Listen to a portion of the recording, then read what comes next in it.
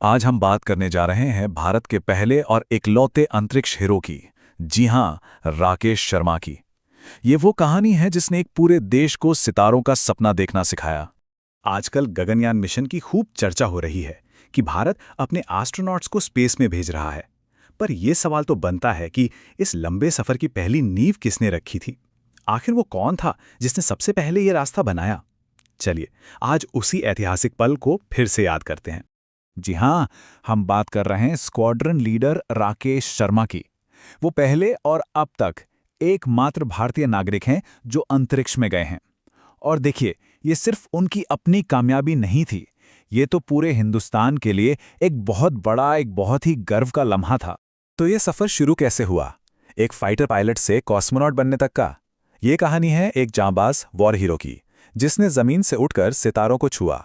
जरा उनके करियर पर एक नज़र डालते हैं। देखिए, 1970s में वो इंडियन एयरफोर्स में पायलट बने। फिर सिर्फ एक साल बाद 1971 की जंग में उन्होंने मिग-21 से 21 कॉम्बैट मिशन उड़ाए। सोचिए, 21। और फिर आया साल 1982, जब भारत और सोवियत यूनियन के जॉइंट स्पेस प्रोग्राम के लिए 150 बेहतरीन पायलट्स में से उन्हें चुना गया। मतलब वो बेस्ट में से भी बेस्ट थे। तो अब बात करते हैं उस असल मिशन की, जिसने इतिहास के पन्नों पर भारत का नाम हमेशा के लिए लिख दिया। ये था ऐतिहासिक सोयूज़ T11 मिशन, ऑर्बिट में पूरा एक हफ्ता। तारीख थी 3 अप्रैल 1984। इसी दिन सोयूज़ T11 ने बैकोनूर कॉस्मोड्रोम से उड़ान भरी और भारत स्पेस में इंसान भेजने वाला दुनिया का 14वां देश बन गया। ये कितनी बड़ी बात थी उस समय। उन्होंने स्पेस में कितना वक्त बिताया? पूरे 7 दिन, 21 घंटे और 40 मिनट। ये वक्त उन्होंने सैल्यूट 7 ऑर्बिटल स्टेशन पर गुजारा। सुनने में शायद ये ज्यादा न लगे, लेकिन भारत के लिए ये कुछ पल एक पूरी पीढ़ी को प्रेरणा देने के लिए काफी थे। पर यह सिर्फ एक टूरिस्ट ट्रिप नहीं थी, ये एक प्रॉपर साइंटिफिक मिशन था। राकेश शर्मा ने वहां 43 एक्सपेरिमेंटल सेशंस किए। फोकस था बायोमेडिसिन और रिमोट सेंसिंग पर। और हाँ, एक बहुत ही दिलचस्प चीज, उन्होंने जीरो ग्रेविटी में योगा भी किया, ये देखने के लिए कि हमारा शरीर स्पेस में कैसे रिएक्ट करता है। और हाँ, ऑर्बिट से भारत की तस्वीरें भी खींची। अच्छा, वो इस मिशन पर अकेले नहीं थे।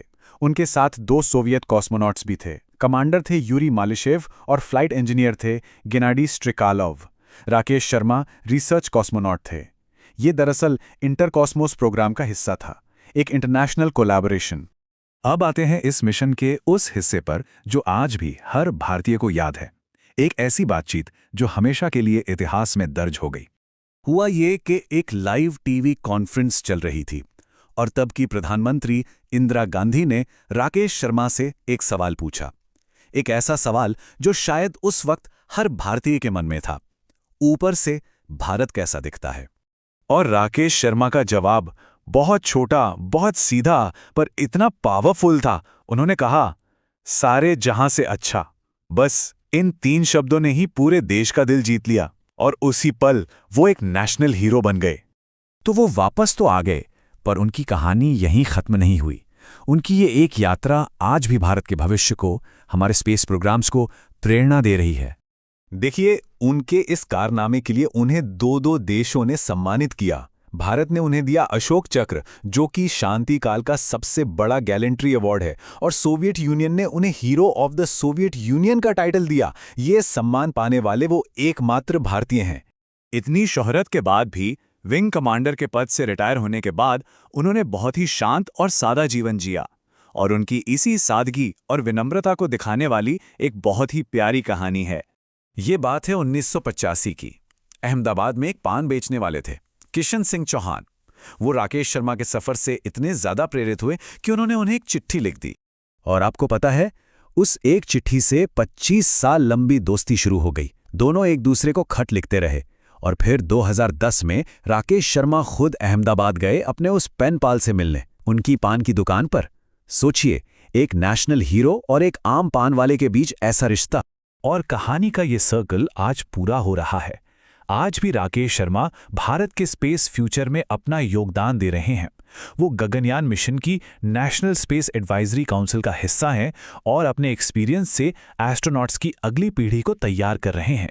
तो अब जब भारत के नए एस्ट्रोनॉट्स लॉन्च के लिए तैयार हो रहे हैं, तो राकेश शर्मा का ये सफर हमें क्या सिखाता है? शायद यही कि सितारों तक पहुंचने के लिए हिम्मत और मेहनत तो चाहिए, पर सबसे जरूरी है अपनी जमीन से जुड़े रहना। आपकी इस बारे में क्या राय है?